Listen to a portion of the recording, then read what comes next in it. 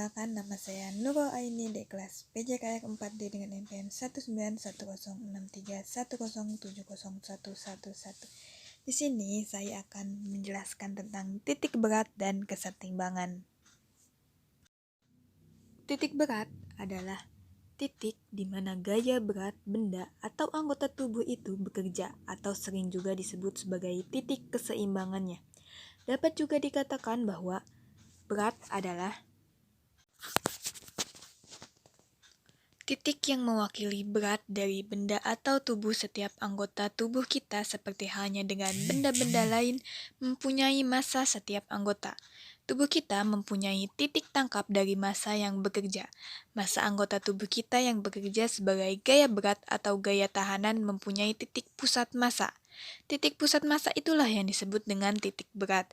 Oleh karena itu, anggota tubuh kita letaknya dapat berubah-ubah satu terhadap yang lain, maka titik berat benda kita letaknya tidak selalu tetap. Letak titik berat suatu objek akan tetap selama tidak berubah bentuknya. Benda yang keras dari massa yang homogen, beratnya terletak pada pusat geometrisnya. Bila kepadatan benda keras tidak sama, titik berat tidak terletak pada pusat geometrisnya, tetapi bergeser ke arah bagian yang lebih berat. Jika bentuk atau posisi sebuah objek mengubah letaknya, berat juga akan mengubah. Hal ini terjadi dalam badan manusia, dan manusia yang merupakan susunan segmen-segmen mampu membuat banyak posisi sehingga letak titik berat badannya bisa berubah-ubah. Ini merupakan pertimbangan yang penting di dalam pelaksanaan keterampilan-keterampilan olahraga. Letak berat badan kita pada sikap anatomis. 1. Pada sikap tegak atau sikap sempurna, tinggi dari titik berat badan lebih kurang 57% dari tinggi badannya. Kedua, tetap titik berat badan kurang lebih 2,5 cm di bawah promontorium atau antara ruas pinggang dan tulang kemudi. 3. Titik berat badan berada di panggul di depan tulang kemudi. Yang ke-24 titik berat adalah maya. Oleh karena itu, ada kemungkinan titik berat tersebut berada di luar benda atau badan. Bila seseorang melompat ke atas dan bebas dari tumpuan di darat, tingginya titik berat badan tidak dapat dipengaruhi atau diperbesar dengan gerakan badan apapun juga. Tetapi, posisi dari bagian-bagian badan bisa diubah letaknya terhadap titik berat badan. Sebagai contoh, lihatlah gambar di samping ini. Pada saat mencapai titik tertinggi, prestasi lompatan berbeda antara sikap dua tangan di atas dan sikap satu tangan di atas. Ternyata, lompatan dengan satu lengan di atas dapat menjangkau lebih tinggi daripada dengan dua lengan di atas. Bila diinginkan tingkat stabilitas yang tinggi, maka buatkanlah suatu sikap yang dapat memberikan kesetimbangan yang mantap. Dalam ilmu pengetahuan statistika, kita membedakan 3 macam keseimbangan, yaitu stabil, labil, dan netral. Suatu benda atau seseorang itu dalam kesetimbangan stabil. Kalau benda atau orang tersebut mendapatkan pengaruh dari luar, pengaruh yang relatif kecil, kesetimbangannya tidak berubah atau kembali dalam kesetimbangan yang semula. Labil. Suatu benda atau seseorang itu dalam kesetimbangan labil. Kalau benda atau orang tersebut mendapatkan pengaruh dari luar, pengaruh yang relatif kecil, kesetimbangannya akan hilang atau jatuh. 3. Indiferen atau netral. Suatu benda atau seseorang itu dalam kesetimbangan netral. Kalau benda atau orang tersebut mendapat pengaruh dari luar, pengaruh yang relatif kecil, kesetimbangannya berubah, tidak hilang, atau dalam kesetimbangan baru. Ditentukan oleh 3 faktor. Yang pertama, letak titik berat benda terhadap porosnya. Yang kedua, luas bidang tumpuannya atau alasnya. Dan yang ketiga, letak titik berat benda terhadap bidang tumpuannya. Keseimbangan 1. Bunyi. Badan selalu dalam keadaan setimbang. Selama proyeksi, titik berat badan tersebut jatuh dalam bidang tumpuannya. Jika kita berdiri rapat pada dinding tembok saat berdiri, proyeksi titik berat badan jatuh pada tumpuan kaki. Sekarang, coba kita bungkukkan badan ke depan. Titik berat badan akan bergeser ke depan, sebab bagian badan pindah ke depan dan sedikit turun ke bawah, sebab tubuh bagian atas turun proyeksi. Berat badan akan jatuh di luar tumpuan kaki. Pada posisi ini akan terjatuh.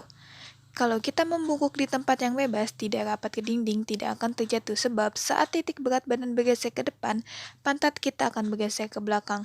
Pergeseran pantat ini menyebabkan proyeksi titik berat badan tetap berada dalam bidang tumpuan kaki.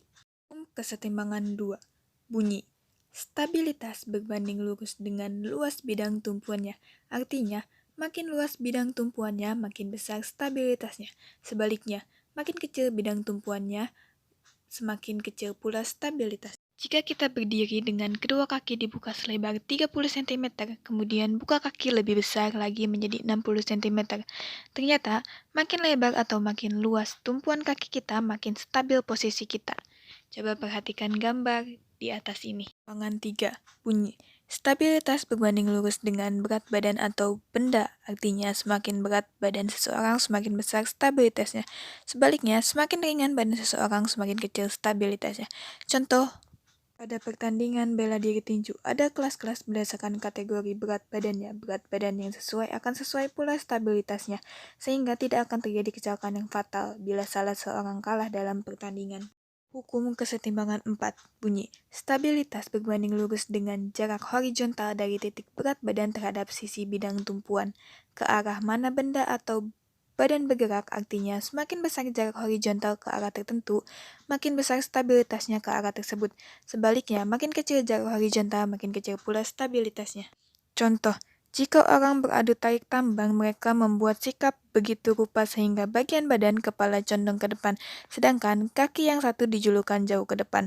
Posisi yang demikian menyebabkan titik berat badannya jauh dari kaki tumpuan yang depan. Sebaliknya, perhatikan jika orang saling mendorong, badannya dicondongkan ke depan, sedangkan sebelah kakinya jauh berada di belakang. Posisi ini juga menyebabkan titik berat badannya jauh dari kaki tumpuan yang belakang. Dari contoh ini dapat dimengerti bahwa agar stabilitasnya besar, seseorang berusaha agar jarak datar horizontalnya menjadi sebesar-besarnya. Orang yang saling tarik-menarik tidak akan mau jatuh ke depan. Jadi, jarak horizontal ke arah depan harus besar, sedangkan orang yang saling dorong-mendorong tidak akan mau jatuh ke belakang. Jadi, jarak horizontal ke arah belakang harus lebih besar, sebaliknya orang yang akan lari harus dalam keadaan labil. Pertimbangan 5. Stabilitas berbanding terbalik dengan jarak vertikal dari titik berat badan terhadap bidang alasnya. Artinya, makin besar jarak vertikalnya, makin kecil stabilitasnya. Sebaliknya, makin kecil vertikalnya, makin besar stabilitasnya. Stabilitas sikap pada gambar B lebih besar daripada sikap pada gambar A karena jarak vertikal berat benda dengan bidang tumpuannya lebih kecil dengan asumsi luas bidang tumpuannya sama besar jika semakin besar tubuh makin tinggi tingkat stabilitasnya. Dan penjelasan di atas dapat kita simpulkan bahwa tubuh dalam status keseimbangan apabila gaya yang bekerja saling meniadakan dan tubuh tetap dalam keadaan istirahat bila mana ditinjau dari segi titik berat atau pusat gravitasi dan luas kontak kesetimbangan, tubuh bisa dicapai dan ditingkatkan.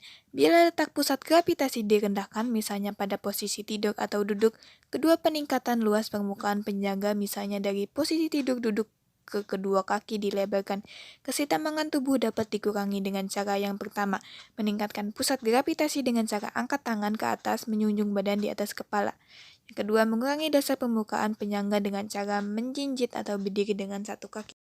Cukup sekian penjelasan materi dari saya, kurang lebihnya mohon maaf. Wassalamualaikum warahmatullahi wabarakatuh. Jangan lupa like, comment, share, and subscribe video YouTube channel saya. I'm an icon, man. And my girl about a 10. I should fuck her in a Benz.